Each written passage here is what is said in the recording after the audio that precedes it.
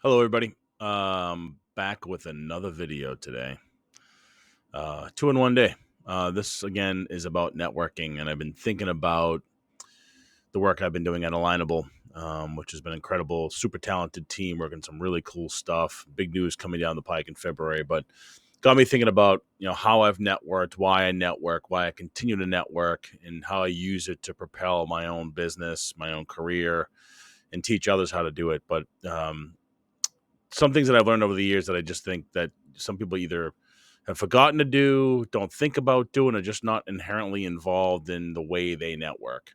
And so, for example, when I go to networking events, in person, I will try to get the attendee list beforehand, just to kind of scour through that list of people to say, okay, out of the 75 people that are here, there are going to be 10 that I really think that they would be valuable for me to have in my network, or I can do some business with them. So before the networking event even starts, I'm doing some research, looking them up on various platforms, doing some homework on who they are, the work that they do, and how I could potentially approach them to start a relationship.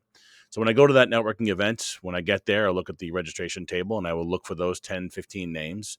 And if their name placards are off the table, I know they're in the room. And so clearly, if I've stalked them on social media somewhere, I'm going to see their photos. So I'm going to try to hunt them down within the meeting and I'll go right to them and have a conversation. And for those that aren't there, what I typically do is mention to the folks that are manning the table, hey, look, John Smith shows up. Would you let him know that Don Martelli is looking to see him? And oftentimes people are like, I don't know this Don Martelli.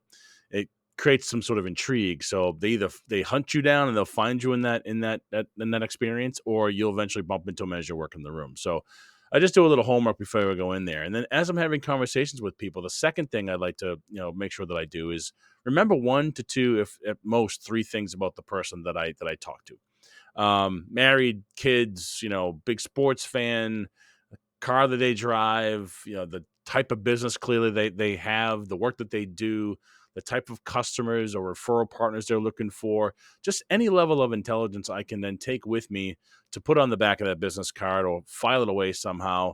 So next time I follow up with them, I have some common nugget to be able to get into and to share and to talk about, to start that relationship building process. Clearly, I'm trying to get intelligence on their business and understand how I can help them or they can help me. But those little personal anecdotes, the things that you recognize about people, are pretty helpful when you're starting to build relationships, especially if, like, you can find some common ground, like they surf or they skateboard or they rollerblade or they're a skier, anything, anything that you can relate to that they also can relate to starts to strip down that cold relationship barrier and turns it into a warm connection. So again, first thing I do going into an event is just make sure that I do my homework and I scour that list to make sure that when I'm going in there, I find the right people. Two, when I'm having conversations, whether it be 15 minutes or half hour, an hour, pulling intelligence out of that conversation so I know how to follow up with them in some way, shape, or form. And then three, which is the hardest part, is keeping the relationship going, finding a reason to stay in that person's queue, right? Why bug them every single day? Why send them 3,000 emails or LinkedIn messages or hit them up on Alignable, right? Why hunt them down? Well, clearly they know you're trying to get business.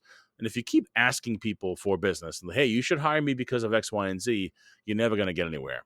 So I never really sell myself. What I try to do when I reconnect with these people is ask them what they're working on and how I can help them. And sometimes, you know, that conversation leads into me giving them some ideas or free counsel on what to do in marketing and PR.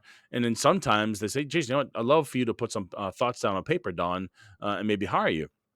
But the other thing it does, if you offer help, say, hey, look, I'm trying to get a hold of somebody who's at X, Y, and Z company. Do you know anybody there? Absolutely. Let me go to my Alignable. Let me go to my business Rolodex, if you will, and see who I know within that company to make that introduction.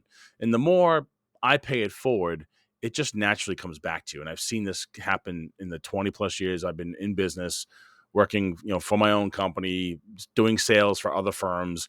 That pay it forward mentality is always something that, just I think about when I'm meeting new people. So when I'm going to in-person events, or even if they're virtual events, do your homework, see who's going to be in the room and who's going to be valuable to you to your network so you can hunt them down. Two, when you do connect with them, make sure you find some connective tissue that you can refer back to as you start to build that relationship. And then 3, build an outreach plan to get back in their queue. A one-on-one virtual coffee, in-person thing. Send them a nice email, just with some thoughts about what you talked about. Or if you see something online that they should read because it's relevant to their business, send it along. And purposely and intentfully put reminders into your calendar or whatever project management tool you use to stay in that person's queue. Because you continue to stay there and you're polite about it, and you're paying it forward and offering advice and just being a good person, a good resource, they will find you and they'll seek you out and they'll try to drive business for you as well. So those 3 things: do your homework, find connective tissue, and build a very specific connective strategy or connection strategy, if you will, to stay in the queue on a regular basis. So happy hunting while you're out there, and I'll see you on Alignable.